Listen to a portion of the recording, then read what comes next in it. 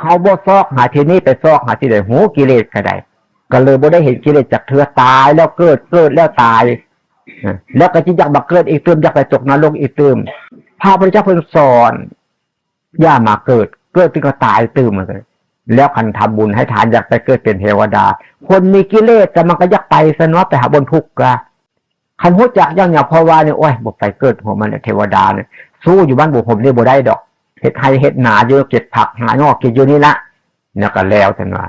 คันไปตกเงินอยู่สวรรค์ชั้นฟ้าอยู่เลยมันจะได้ฝังเสาลงที่ใดคันบ่ฝังตะขี้ดินเนี่ยบ่แม่เขาเฮ็ดตึก3ชั้น4ชั้น10ชั้น20ชั้นเขาก็ฝังตะขี้ดินขึ้นไปบ่แม่เขาจะไปปลูกอยู่อันใส่ลมใส่แดดอยู่พุ่น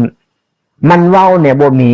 อันผู้เว้ากับบ่ฮู้จักผู้ฟังกับบ่ฮู้จักอีกตื่มพร้อมกันตะลุยไปอันบ่ฮู้จักนั่นล่ะอีกตื่มเพิ่นว่าจังซั่นที่ว่าให้ฟังเนี่ยตั้งอกตั้งใจปฏิบัติ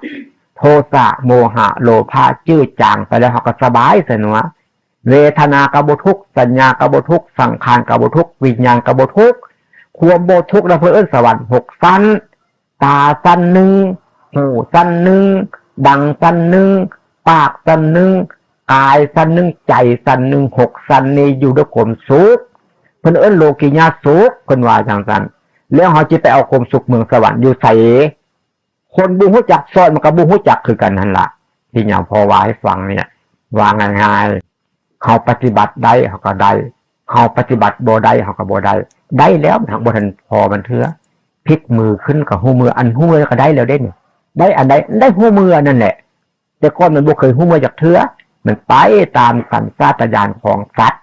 มันได้แล้วเฮาบ่ฮู้จักเนื่องจากบ่เข้าใจกับฟังผิดพูดก็ผิดคิดก็ผิดโอ้ย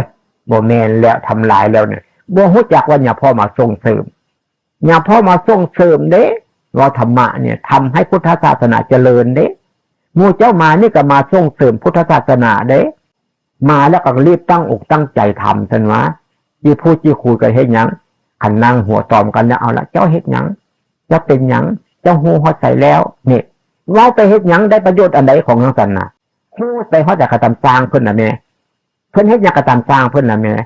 เพิ่นสิคิดหาลูกหาหลานกระทำสร้างเพิ่นว่าเฮาอย่าคิดเฮาเบิ่งตัวเฮานี่เมื่อตัวเฮาฮู้ตัวเฮาเห็นตัวเฮาแล้วเฮาก็สบายใจซั่นว่าเพิ่นว่าจังซั่นเรื่องมันมีเท่านั้นซื่อๆนี่นะเฮ็ดง่ายๆนี่นะอย่าพอว่านี่นะแม่บ่ได้ไปทานจากสตางค์ก็สิได้ฮู้คือกันนี่นะ